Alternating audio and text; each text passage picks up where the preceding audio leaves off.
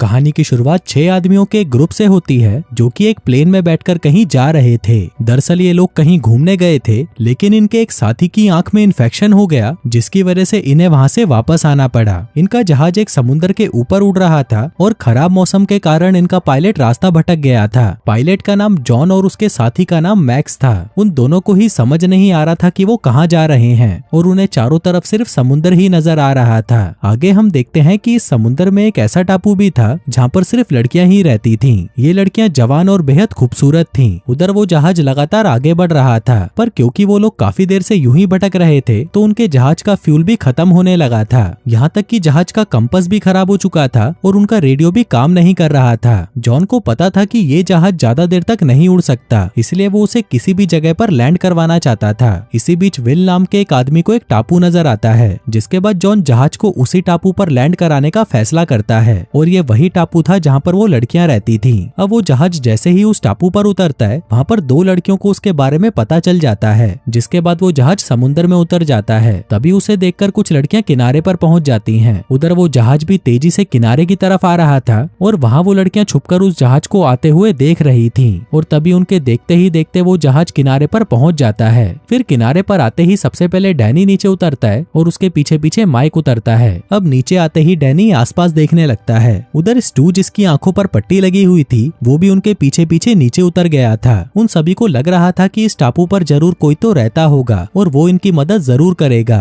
उधर डैनी अभी भी इधर उधर देख रहा था और तभी वो एक पिग को देखते ही उसे गोली मार देता है। थोड़ी देर बाद रात हो जाती है और सभी लोग किनारे पर ही सोने का फैसला करते हैं। वहीं डेव बाथरूम करने के लिए जब एक कोने पे जाता है तो वहाँ पर उसे एक इंसानी खोपड़ी नजर आती है, जिसको देखकर वो जोर जोर से चिल्लाने लगता है। तभी उसकी आवाज सुनकर उसके सभी साथी उसके पास आते हैं, जहाँ उस खोपड़ी को देखकर सभी को लगता है कि यहाँ पर आदिवासी हो सकते हैं और उन्होंने ही किसी को मारा होगा। अगली सुबह टापू पर हम डायना नाम की एक लड़की को देखते हैं जो कि प्रार्थना कर रही थी। उसके पास और भी लड़कियां बैठी हुई थीं। दरअसल वो उनकी देवी से कह रही थी कि टापू पर कई सारे आदमी आ चुके हैं और अब सिर्फ तुम ही हो जो उनसे हमें बचा सकती हो। हम देखते हैं कि डायना इन लड़कियों के ग्रुप की मुखिया थी। उधर विल और मैक्स एक टीम बनाकर पीने का पानी ढूंढने लगते हैं। वहीं एक टीम माइक और डैनी ने भी बना रखी थी और ये दोनों भी पीने का पानी ढूंढ रहे थे। और वहीं जहाज में केवल डेविड और स्टू ही बचे थे। अब वो दोनों बातें कर ही रहे थे कि तभी एक आदि मानव उनके पास आता है और डेविड उसे देखते ही गोली मार देता है। उधर विल और मैक्स आगे बढ़ रहे थे कि तभी उन्हें एक फ्लेयर गन की आवाज सुनाई देती है। दरअसल ये फ्लेयर गन डेविड ने चलाई थी। इसी दौरान विल और मैक्स की नजर एक लड़की पर पड़ती है जो कि डरकर भाग रही थी, क्योंकि उसके पीछे एक आदि मानव पड़ा हुआ था।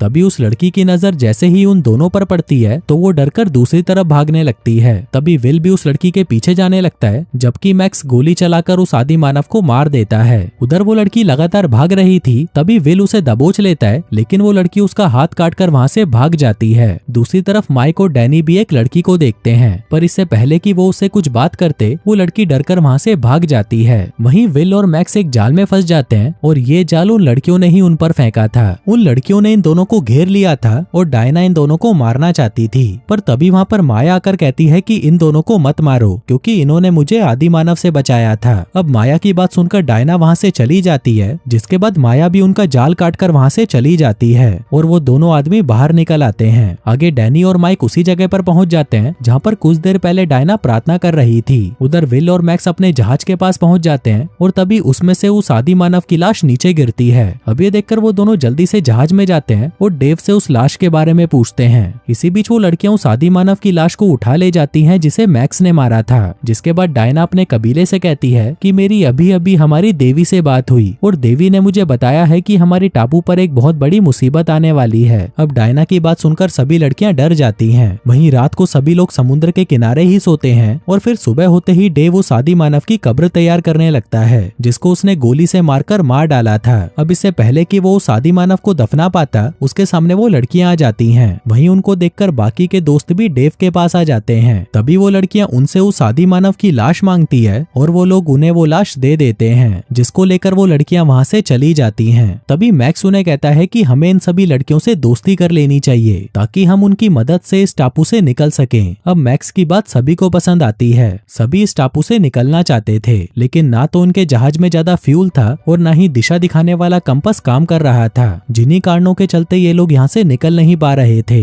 वहीं माइक को भी मैक्स की बात पसंद आती है। आगे वो जहाज में से कुछ बर्तन और कपड़े उठा लाता है ताकि वो इन्हें उन लड़कियों को तोहफे में देकर उनकी मदद ले सके। जल्दी ही डैनी, मैक्स और माइक उन लड़कियों की तरफ बढ़ने लगते हैं। तभी रास्ते में उन्हें वही 2 आदिवासियों की लाश नजर आती है जिन्हें डेव और मैक्स ने मारा था। वो लाश एक जगह पर टंगी हुई थी। अब उन तीनों को लग रहा था कि वो लड़कियां इन्हें डराना चाहती हैं, लेकिन वो तीनों इन लाशों को देखकर भी नहीं डरते। इसी दौरान डैनी और माइक ने एक लड़की देखी थी तो वो दोनों उसके पीछे जा रहे थे। आगे वो तीनों उसी जगह पर पहुंच जाते हैं जहाँ पर वो सभी लड़कियां प्रार्थना करती थीं। लेकिन वो तीनों जैसे ही वहाँ पर आते हैं वो सभी लड़कियां उन्हें घेर लेती हैं। उन तीनों को यहाँ पर देखकर डायना बिल्कुल भी खुश नहीं थी। तभी डैनी डायना से कहता है कि हम लोग तुमसे दोस्ती करना चाहते हैं, जो कहकर वो उनके सामने कपड़े और बर्तन फेंकता है। वो डायना से कहता है कि ये सब तुम्हारे लिए है, लेकिन उसकी बात सुनकर डायना कहती है कि हमें ये तोहफे नहीं चाहिए। अब डायना की बात सुनकर वो तीनों चुपचाप वहाँ से चले तो जाते हैं, लेकिन वो उन कपड़ों और बर्तनों को वहीं छोड़ जाते हैं। वहीं उन लड़कियों को वो सामान बहुत पसंद आता है, पर वहीं डायना को ये बिल्कुल भी अच्छा नहीं लगता।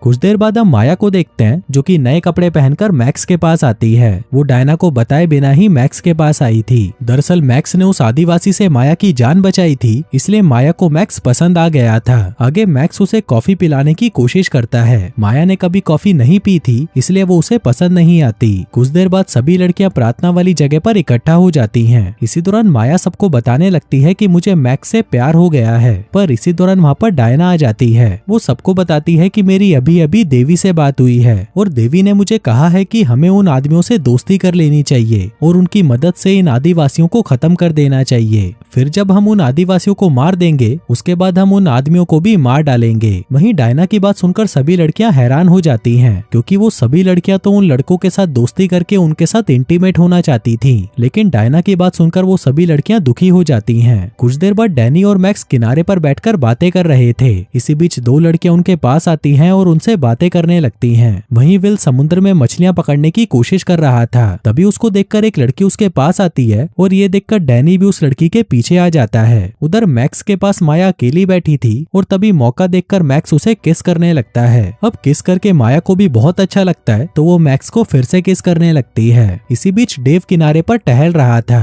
दूसरी तरफ कुछ लड़कियों ने माइक से भी दोस्ती कर ली थी और एक लड़की तो पेड़ पर चढ़कर उसके लिए नारियल भी तोड़ने लगती है। इसी दौरान उसकी नजर कुछ आदिवासियों पर पड़ती है जो कि एक नाव में बैठकर उन्हीं की तरफ आ रहे थे। वो लड़की चिल्लाकर सभी को एक जगह पर इकट्ठा करती है और फिर सभी कहीं पर छुप जाते हैं। इसी दौरान वो आदिवासी भी टापू पर पहुंच जाते हैं और वहां अपने साथियों की लाशों को देखकर गुस्सा हो जाते हैं। वहीं टहलने के बाद डेव आराम करने लगा था, पर इसी दौरान एक आदिवासी उसके पास आता है और डेव का गला काट देता है। कुछ देर बाद जब वो आदिवासी अपने साथियों की लाश लेकर वहां से चले जाते हैं तब वो सभी लोग बाहर आते हैं और देखते हैं कि उन आदिवासियों ने डेव को मार दिया था, जो देखकर वो बहुत दुखी होते हैं और फिर उसे वहीं पर दफना देते हैं। कुछ देर बाद जब माया और मैक्स टहल रहे थे तभी मैक्स को वहाँ पर एक पुराना सा जहाज नजर आता है और वो दोनों उसके अंदर जाकर चेक करने लगते हैं। दूसरी तरफ डायना के कहने पर सभी लड़कियां उन आदमियों को घेर लेती हैं। वहीं माया और मैक्स को उस जहाज में एक लाश मिलती है, जिसको देखकर माया मैक्स से कहती है कि यही हमारी देवी है। उस लाश को देखकर वो दोनों बाहर आ जाते हैं, जिसके बाद माया मैक्स से कहती है कि डायना शुरू से ही हमसे झूठ बोल रही थी कि देवी अभी भी जिंदा है और वो उससे बातें करती है। अब माया की बातें मैक्स को थोड़ी अजीब लगती है, इसलिए वो सच जानने के लिए फिर से उस जहाज में जाकर छानबीन करने लगता है। इसी दौरान उसके हाथ एक डायरी लगती है। वो उस डायरी को पढ़ता है जिसमें लिखा था कि कई सालों पहले एक देश में बहुत भयंकर युद्ध शुरू हो गया था, जिसके चलते सभी लोगों को वहां से भागना पड़ा। इसी देश में मारिया नाम की एक सिस्टर छोटे बच्चों का अनाथ आश्रम चलाती थी और युद्ध शुरू होते ही वो अपनी सभी लड़कियों को लेकर जहाज में आ जाती है। आगे जब जहाज वहां से जा रहा था तभी रास्ते में मौसम इतना ज्यादा खराब हो जाता है कि वो जहाज बेकाबू होकर एक टापू पर गिर जाता है। अब इस घटना में वो छोटी लड़कियां तो बच गई थी, लेकिन सिस्टर मारिया का जबड़ा टूट जाता है और जहाज का पायलट भी मर जाता है। वहीं छोटी डायना ही मारिया का ख्याल रखती है। डायना भले ही 10 साल की थी, लेकिन वो बाकी लड़कियों का बहुत अच्छे से ख्याल रखती थी। फिर जैसे जैसे डायना बड़ी होती गई वो खुद को उन लड़कियों की लीडर मानने लगी। कुछ सालों बाद मारिया की मौत हो जाती है, जिसके बाद डायना ही उन लड़कियों की लीडर बन जाती है। लेकिन वो लड़कियों से झूठ बोलती है कि मारिया कोई देवी है जिसने हमारी जान बचाई, और इसी के साथ ही वो पुराने जहाज में भी किसी को जाने नहीं देती थी।